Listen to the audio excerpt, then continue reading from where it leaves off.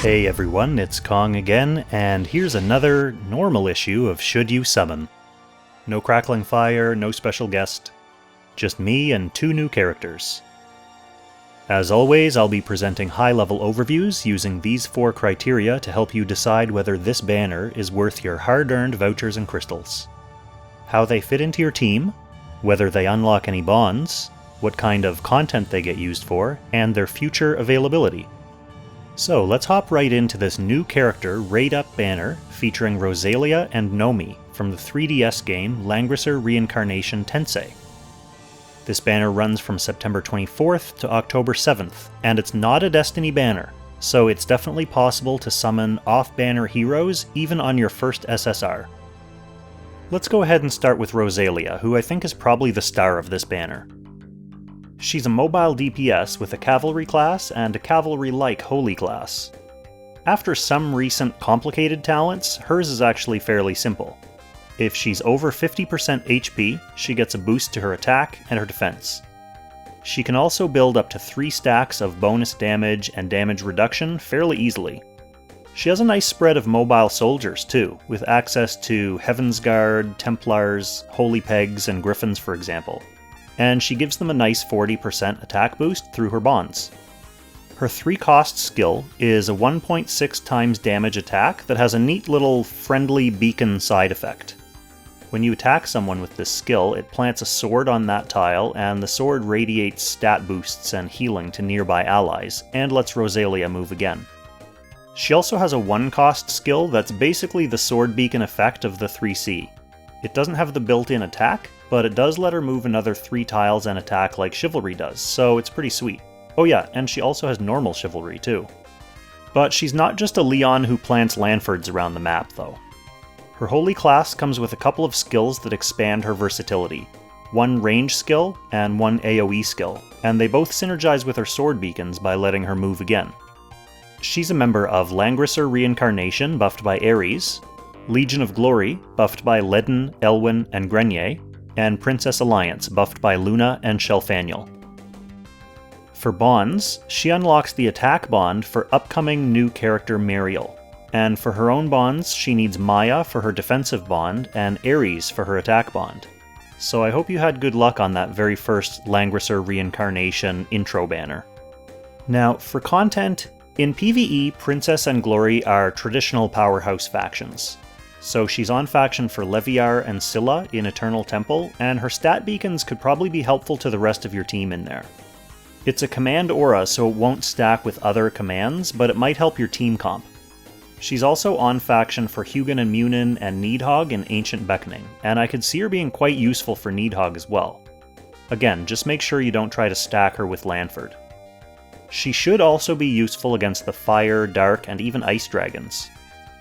On the PvP side, she's the mobile cavalry-like attacker that the Glory faction has been waiting for.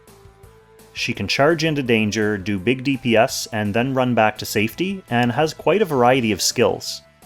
Her main downside right now is that she's limited by her factions, but that's not going to be a problem for very much longer, with Glory really starting to gain some standing in Apex Season 6 for a couple of reasons. First is the influx of new characters. Rozalia and Noemi will also be joined by Helena, SP Elwyn, Mariel, and youngest Jessica, giving them a lot more options for box building.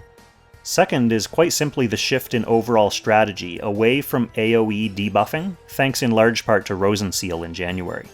This opens the way for multi-tank push boxes, and units like Ledin and Elucia are great picks for 3rd or 4th or even 5th tanks in a box like that. This overall strategic shift also allows for classics like Elwyn and Yulia to come back into play.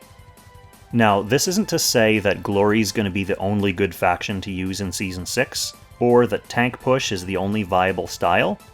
This is all just context for how characters like Rozalia and Noemi can be moderately unimpressive now, but then gain value later on. So that's something that you should take into account when you're deciding whether to summon them now. For availability, Rozalia should be coming back on another Raid-Up banner in late January, this time alongside what will then be the freshly minted SP character Elwyn, so if your Elwyn isn't quite topped up, that'll be another good chance to get him. Okay, let's move on to Noemi. Noemi is a powerful, single-target focused mage with some self-buffing capability, some relatively light terrain effects, and a summon at her disposal. And her summon's a new one, it's a spider demon. Her terrain effects come from 2 single-target spells that splash the area around their target with either fixed burn damage or mobility reduction. Her talent itself buffs up her int as long as she doesn't have 4 or more debuffs, which shouldn't be a difficult condition to meet, especially after Rosen Seal comes out. Once per battle, she can also give her allies a shield that can half their damage taken on the next attack. Her 3-cost skill is interesting because it's not just an attack with a bunch of side effects like so many of them. Instead, it's a relatively straightforward self-buff that boosts her damage dealt, reduces incoming damage, increases range, and grants her self-healing and debuff dispelling for the next 2 combats she initiates. Her int is high enough that she'll actually be able to take advantage of this damage bonus, and she can use sorceresses with a 40% boost from her bonds, and the new Scepter of Divinity to increase her range even more. She's a member of Langrisser Reincarnation, buffed by Ares, and Legion of Glory, buffed by Ledin, Elwyn, and Grenier. So there's the rub. For bonds, she doesn't roadblock any other character's bonds, at least yet. We don't really know if she'll be important for some upcoming Reincarnation Tensei units. For her own bonds, she needs 66% of the Jessicas. She needs the dignified, respectable eldest Jessica for her defensive bond, and the middle Jessica, teenage young Jessica, this one, for her attack bond. For content, in PvE, unlike Rozalia, she doesn't have Princess Alliance to flesh out her PvE factions. So she's on faction for Hugin and Munin in Ancient Beckoning, and I can actually see her being a fantastic pick against Scylla in Eternal Temple. She'll of course be a worthy nemesis to the pesky Ice Dragon as well. In PvP, as a purely single-target mage in a mostly PvE-leaning faction, she's not going to be the most useful character in PvP for the time being. As I mentioned in my glory rant when I was talking about Rozalia a couple minutes ago, she will have a bit more PvP cred when Season 6 comes around, especially in one of these multi-tank slow-push teams, since she can hang around with her tanks and blast foes from range. I don't think she's really overall a great unit, but the more I talk about her, the more I like her kit. In many ways she's very similar to Lana, that's probably not a bad comparison, just with different factions, and without being able to pivot to AoE. But she has a couple extra little tools in her toolbox. Anyway, for availability, in the dim and distant future of late February, Noemi will be coming back on a Destiny banner alongside Ares and Maya. So, if you've had good luck on your handful of opportunities to summon them, she could be your guarantee then. So here's the quick and dirty. We have Rozalia, who's a highly mobile DPS with versatile skill selection, who's good in PvP and PvE.